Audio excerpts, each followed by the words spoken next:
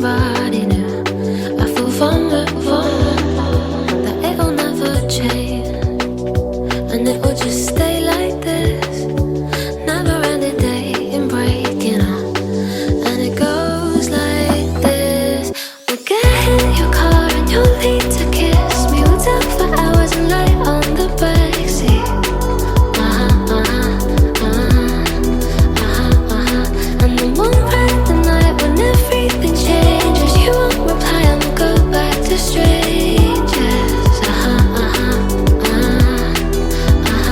It always ends the same when it was me and you.